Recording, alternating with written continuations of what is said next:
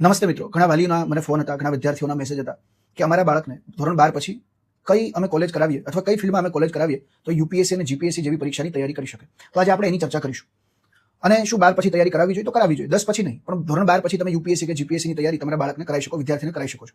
તો પહેલી વસ્તુ એક વસ્તુ વિચારો કે યુપીએસસીની અંદર ઓપ્શનલ આવે છે અને યુપીએસસીની અંદર મોટાભાગના વિષયો એવા છે જે સીએસસી છે, સિવિલ સર્વિસીસ એક્ઝામિનેશન, અને જીપીએસસીમાં જે જીએસ ને જે અલગ અલગ પોસ્ટો છે, જીપીએસસી ક્લાસ 1 2 ની જે અલગથી પરીક્ષા આવે છે, એમાં કોઈ પણ સ્નાતક આ પરીક્ષામાં ફોર્મ ભરી શકે છે. ગ્રેજ્યુએશન હોવું જોઈએ અને એની વય મર્યાદા છે.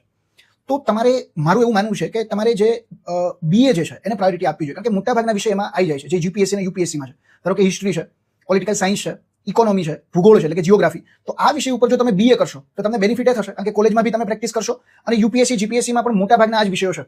ક્લિયર થાય છે? એટલે બીએ પહેલી તમારી પ્રાયોરિટી હોવી જોઈએ. જો તમારે કોલેજ પછીથી જ યુપીએસસી અને જીપીએસસીની તૈયારી કરવી છે તો ધારો કે યુપીએસસીમાં તો ઓપ્શનલ છે, તમે પહેલેથી જ નક્કી કર્યું ધોરણ 12 પછી કે મારે જીઓગ્રાફી મારો ફેવરિટ વિષય છે, તો જીઓગ્રાફી ઉપર ફોકસ કરો. 500 માર્ક્સ તો તમારા યુપીએસસીના કવર થઈ ગયા. તમે પોલિટિકલ સાયન્સ અને ઇન્ટરનેશનલ રિલેશન ઉપર બીએ કરો છો તો તમારું 500 માર્ક્સનું યુપીએસસીનું વેઇટેજ તો એ કવર થઈ ગયું, તો એ બેનિફિટ છે. તો હવે પ્રશ્ન થાય કે સાહેબ તો અમે તો બી પણ કરીએ છીએ, તો બીજી એવી પણ ફિલ્ડો છે કે ત્યાં તમે યુપીએસસી જીપીએસસીમાં તો ફોર્મ ભરી શકશો, પણ બીજી પણ એક્ઝામ આપી શકશો. ધારો કે તમે બી સિવિલ કર્યું છે તો તમે આસિસ્ટન્ટ એન્જિનિયર, એક્ઝિક્યુટિવ એન્જિનિયર આ બધી પરીક્ષાઓ આરામથી આપી શકશો. તમે નર્સિંગ કર્યું છે તો એની પણ અલગથી ભરતી ગુજરાત સરકારમાં આવે છે. તમે ઓટોમોબાઈલ અને મિકેનિકલ એન્જિન કર્યું છે તો એની અલગથી આરટીઓ ઇન્સ્પેક્ટરની ભરતી આવે છે.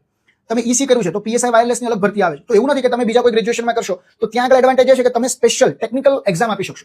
તમે ફાર્મસી કર્યું, બીફાર્મ કર્યું તો તમે જુનિયર ફાર્માસિસ્ટ અને ડ્રગ ઇન્સ્પેક્ટરની પરીક્ષા આપી શકશો.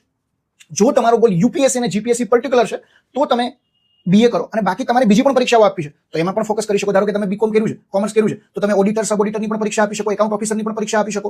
તમે બીએસસી એગ્રીકલ્ચર કર્યું છે તો ગ્રામ સેવક જેવી પરીક્ષા આપી શકો. તમે એગ્રીકલ્ચર ઓફિસરની પરીક્ષા આપી શકો. બધાના પોતાના એડવાન્ટેજ અને ડિસએડવાન્ટેજ છે.